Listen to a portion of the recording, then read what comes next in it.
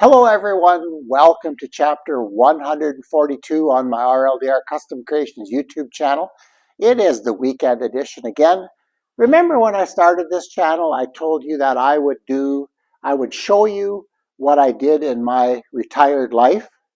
Well, this video is a little different again. We've been on that theme lately. So if you want to see what I do in this video, all you have to do is stay tuned.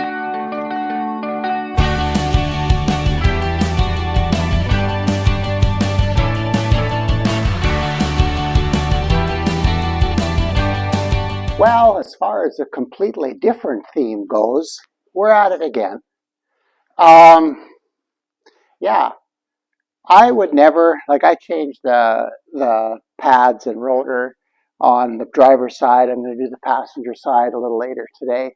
And I would never presume to do a how-to video on this because when I do it in real time, a phrase that gets thrown around on Fabrat's channel every once in a while really comes to mind for me. And what they say is, we do it nice because we do it twice. And I think I've had this all apart now a couple of times. I'm getting to the point where I know it by memory, almost to the point I can call the bolts and they come. So yeah, it's a bit of a hassle. So why am I shooting this video for you? Well, okay, I'm retired, the fixed income, which I was my whole career, but anyway, and so literally my time is kind of worth nothing. So if I can save money, it's the same as making money. And there are certain things I do on this truck or my vehicles and certain things I don't. Like not this January, the January before, I think, or is it this last one? I did struts on my wife's car, on the Toyota. And I made some mistakes, but in the end, I always make sure it's right. And I think that's the important thing. This is a critical system. This is brakes. They need to be right. In fact, I had it all together a little while, or 20 minutes ago, and I realized I'd flipped the brake caliper wrong, and there was a little kink in the line here. Well, no, that can't be. So I took it apart again, flipped it, and put it back. I read the instructions. In my defense, I did. And these are directional rotors, and I thought, because I bought them because they look cool, I have to admit. They're painted black already, which I would have done anyway. And I ordered them from Amazon. Yeah, I have a good local mechanic here, but we work together on other things. So there's some things I take my truck in for, and some things I don't. So, and my mechanic knows that, and we kind of, I think, have a pretty good relationship that way. He knows what I'll do, but I'm still, interested in employing him as well. So anyway, when you're working, just a little bit of advice when you're working on a vehicle. There are certain things that kind of scare me. Working under a vehicle is one of them. I don't even like walking under a vehicle that's on a lift. I just don't trust it. But so I have my 3-ton floor jack, 3.5-ton floor jack under here, and it's catching on the A-arm. And then at the point where the A-arms are bolted to the frame, I have 2 jack stands in there. And I am not crawling underneath this truck. I'm working on the edge. Every once in a while, my head gets in here. But it's so important that if you're going to, say in your retirement, your golden years, are thinking of, okay, I can do a few things to make my pension checks go a little further and familiarize myself with my vehicle as well, this is a really good thing to do. So, like I say, do the basics, but know your limits. And there's so many good things on the internet now. Like, yeah, I could have shot a video of this, but it wouldn't have been nice. There's some really good ones on the internet. Go look at those if you're going to be doing this. I ordered this from Amazon, I have to admit, but I'm getting tired of going to Saskatoon. Yesterday I ran around looking for parts for a couple of bolts.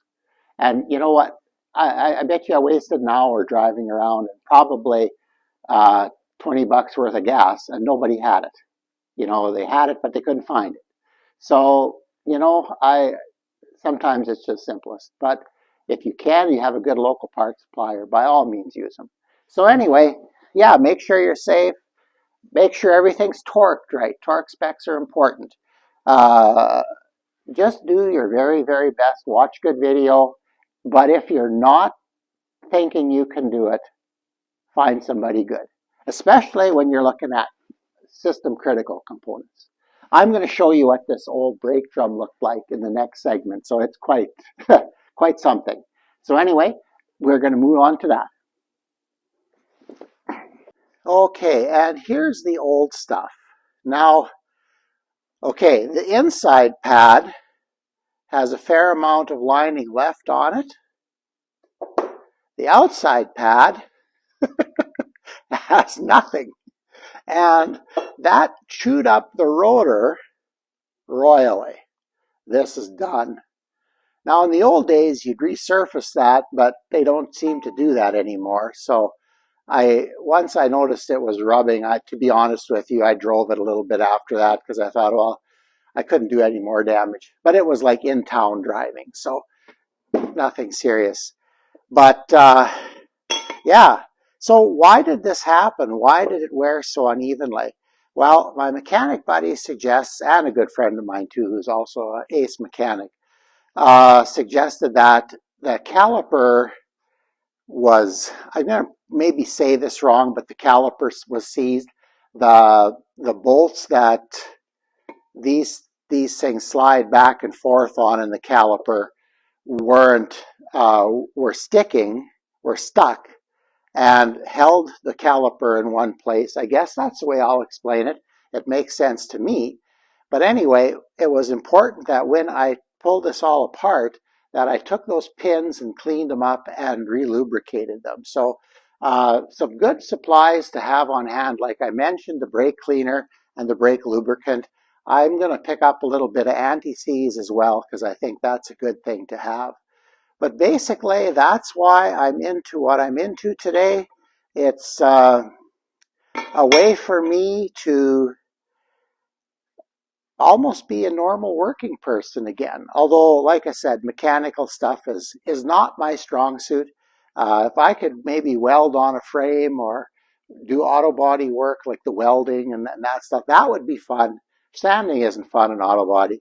But replacing parts like this, I'd rather be doing other things. But, like I said, I'm saving myself a bunch of money. So, if that's the case, like I said on the other clip, just make sure you're not in over your head and you're not doing something unsafe. If you're doing something unsafe, consult with somebody, especially face-to-face. Like, internet is good, but there's misinformation there too. So talk to a trusted friend or mechanic, and they'll steer you in the right direction. So anyway, we're going to close this video off, and that's going to be it. Well, eventually I got both sides done. The second side went way faster because I pretty much had it memorized by the time I got there. One of the things that is really important, actually two things. If you're going to do work like that, having the right tools is quite important. This is pretty basic stuff, but you know, some of the bolts were pretty tight, so my impact wouldn't do it, so a breaker bar is handy. You know, things that you should maybe look at purchasing, or if you have a good friend close by, you can borrow. But it's nice to have on hand if you're going to do that kind of work.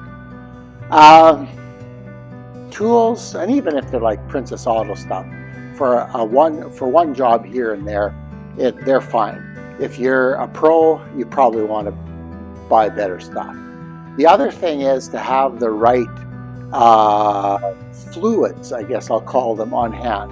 Like I mentioned in the video, brake lubricant, anti-seize, and things like that. If you need those things that go with it that help you put it together and lubricate it properly, grease, try to make sure you have those.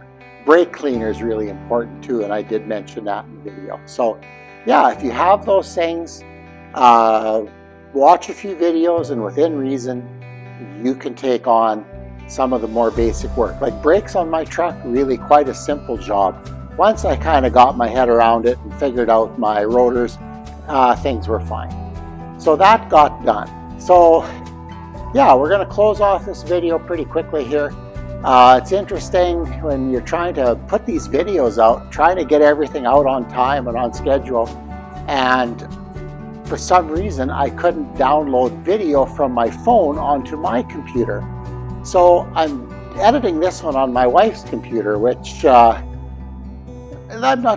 just not used to the way she's got things set up. That's fine, but it's working. So hopefully this will all work out. Yeah, so that brings the weekend edition to a close. I hope you learned something, and we'll see you on the next video.